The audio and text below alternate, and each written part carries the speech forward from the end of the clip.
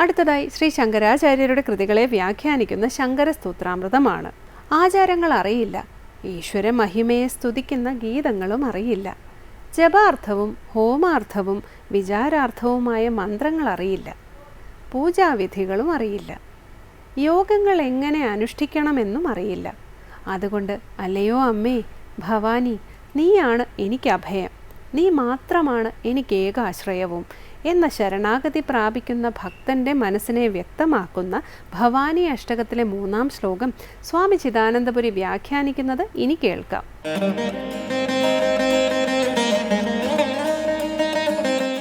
ശ്രീ ശങ്കര കൃതികളിൽ ശ്രീ ഭവാനി അഷ്ടകത്തിൽ 3-ാമത്തെ ശ്ലോകമാണ് നമ്മൾ ശ്രദ്ധിക്കുന്നത്. ഭക്തിമാർഗത്തിൽ വളരെ പ്രധാനമായ അല്ലെങ്കിൽ പ്രധാന ഘട്ടമായ ശരണാഗതി എന്നുള്ളതിനെയാണ് ഈയൊരു സ്തോത്രം വർണ്ണിക്കുന്നത്.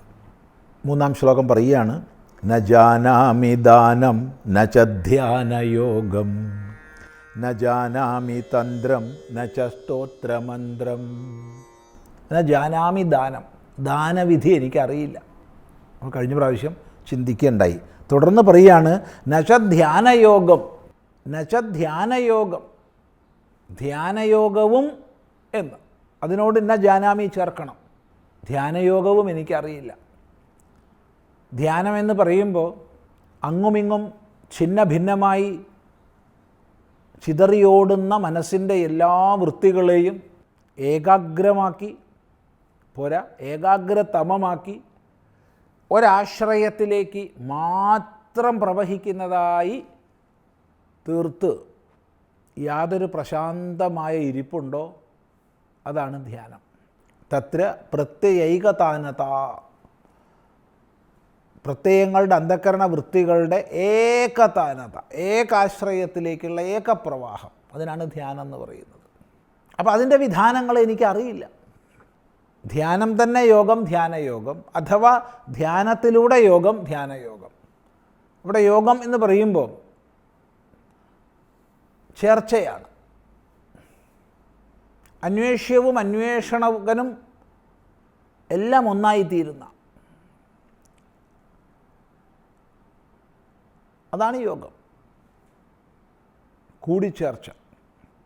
ഇനി അതിനെ തന്നെ പരിപൂർണ ദുഃഖ വിയോഗമാണ് യോഗമെന്ന് പറയാം. പരമമായ സത്യബോധത്തിലേക്കുള്ള മാർഗമാണ് യോഗമെന്ന് പറയാം. ഏതായാലും ധ്യാനത്തിലൂടെയുള്ള യോഗം അഥവാ ധ്യാനം തന്നെ യോഗം, ധ്യാനയോഗം, അതിൻ്റെ വിധാനങ്ങൾ എനിക്കറിയില്ല. ദാനത്തെ സംബന്ധിക്കുന്ന ശാസ്ത്രങ്ങൾ അറിയില്ല. ന ജാനാമി തന്ത്രം ന ച സ്തോത്രമന്ത്രം. തന്ത്രം എന്തെന്ന് എനിക്കറിയില്ല.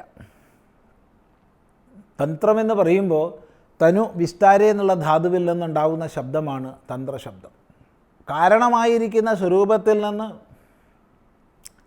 എങ്ങനെയാണ് സ്ഥൂലപ്രപഞ്ച ഘടകങ്ങളുടെ ആവിഷ്കാരം എന്നുള്ളതറിഞ്ഞ് സൂക്ഷ്മമായ ഉപാസനാ പദ്ധതിയിലൂടെ ഈ സ്ഥൂലത്തിൽ നിന്ന് സൂക്ഷ്മത്തെ അതിക്രമിച്ച് തൻ്റെ കാരണസ്വരൂപത്തെ പ്രാപിക്കുന്ന സാധനാക്രമമാണ് തന്ത്രം. തന്ത്രവിധാനം എനിക്കറിയില്ല അമ്മേ. ന ജാനാമി തന്ത്രം ന ച സ്തോത്രമന്ത്രം. സ്തോത്രങ്ങളെയോ മന്ത്രത്തെയോ എനിക്കറിയില്ല. സ്തോത്രമെന്ന് പറയുമ്പോൾ സ്തൂയത്തെ അനേന, യാതൊന്നിനെ കൊണ്ട് ഗുണകീർത്തനം ചെയ്യുന്നുവോ അതാണ് സ്തോത്രം. വ്യത്യസ്ത ദേവതകളുടെയോ അഥവാ ഈശ്വരൻ്റെയോ ഇനി പരമാത്മാവിൻ്റെ തന്നെയോ ഗുണകീർത്തനം ചെയ്യുന്നത് സ്തോത്രമാകും. സ്തോത്രം എനിക്കറിയില്ല. അതുപോലെ മന്ത്രമറിയില്ല. വിശിഷ്ടങ്ങളായ മന്ത്രങ്ങൾ, അനേക ദേവതകളുടെ ഉപാസനാർത്ഥമുള്ള മന്ത്രങ്ങൾ, ഈശ്വര തത്വപ്രതിപാദകങ്ങളായ മന്ത്രങ്ങൾ, ഉപാസനാർത്ഥമുള്ള മന്ത്രം തന്നെ ജപാർത്ഥം, ഹോമാർത്ഥം എന്നിങ്ങനെ രണ്ടുണ്ട്. ജപത്തിനായിക്കൊണ്ടുള്ള മന്ത്രം, ഹോമത്തിനായിക്കൊണ്ടുള്ള മന്ത്രം. അങ്ങനെ മന്ത്രങ്ങൾ ക്രമികമായി പരമമായ ആത്മബ്രഹ്മൈക്യം പ്രതിപാദിക്കുന്നത് വരെയുള്ള മന്ത്രങ്ങളുണ്ട്. അതെല്ലാം വിചാരാർത്ഥമാണ്. അപ്പോൾ വിചാരാർത്ഥമുള്ള മന്ത്രങ്ങൾ, ഹോമാർത്ഥമുള്ള മന്ത്രങ്ങൾ, ജപാർത്ഥമുള്ള മന്ത്രങ്ങൾ,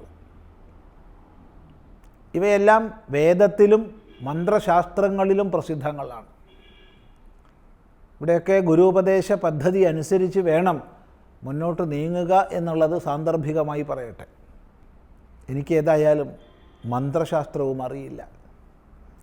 ന ജാനാമി പൂജാം ന ചന്യാസയോഗം. എനിക്ക് പൂജ അറിയില്ല. പൂജ എന്ന് പറയുമ്പോൾ വ്യത്യസ്ത ദേവതകളെ വിശിഷ്ടങ്ങളായ മന്ത്രങ്ങളുടെ സഹായത്തോടു കൂടെ വിശിഷ്ടങ്ങളായ ദ്രവ്യ സമർപ്പണങ്ങളോടുകൂടി വിവിധ ഉപചാരങ്ങളെ ചെയ്തുകൊണ്ട് പൂജിക്കുന്നതാണ്. അത് ഉപചാരങ്ങൾ പലവിധമുണ്ട്. വളരെ ലളിതമായ ധൂപദീപ നൈവേദ്യങ്ങൾ മാത്രമായിട്ടും ഇനി അവിടുന്ന് അങ്ങോട്ട് വിവിധ ദ്രവ്യങ്ങളുടെ ബാഹുല്യം കൊണ്ട് അനേക ഉപചാരങ്ങളെ ചെയ്തുകൊണ്ടുള്ള പൂജകളുമെല്ലാം ശാസ്ത്രപ്രസിദ്ധമാണ്. ഇത്തരം പൂജാവിധാനങ്ങളൊന്നും എനിക്കറിയില്ല. എന്നുവെച്ച ന്യാസയോഗം, ന്യാസയോഗവും അറിയില്ല. ന്യാസം എന്നുള്ളത് അവിടെ രണ്ടർത്ഥത്തിൽ വരാം. ഒന്ന്, ഉപാസകൻ ഉപാസനാ സന്ദർഭത്തിൽ തൻ്റെ തന്നെ ശരീരത്തെ മൊത്തം പ്രപഞ്ചമായി കണ്ടുകൊണ്ട് അഥവാ ദേവാലയമായി കണ്ടുകൊണ്ട്, രണ്ട് ദൃഷ്ടിയുണ്ട്. വ്യത്യസ്ത സ്ഥാനങ്ങളെ മന്ത്രപൂർവ്വം സ്പർശിക്കുന്ന ന്യാസങ്ങളുണ്ട്. കരാദിന്യാസം, ഹൃദയാദിന്യാസം എല്ലാം ശ്രദ്ധിക്കുക. അഥവാ ന്യാസം എന്നുള്ളതിന് സന്യാസം എന്നർത്ഥമെടുക്കാം. ന്യാസം, സന്യാസം. അപ്പോൾ ന്യാസയോഗവും എനിക്ക് അറിയില്ല. പിന്നെ എനിക്ക് ഒന്നറിയാം, അതാണ് ശരണാഗതി. അമ്മേ ഭവാനി, നീ മാത്രമാണ് ഗതി, നീ മാത്രമാണ് ഗതി, നീ ഒരുവൾ മാത്രം ഗതി എന്നുള്ള ഏകമായ ശരണാഗതി മാത്രം തനിക്കറിയാം എന്ന് സൂചിപ്പിക്കുകയാണ്. തുടർന്ന് നമുക്ക് അടുത്ത പ്രാവശ്യം ശ്രദ്ധിക്കാം.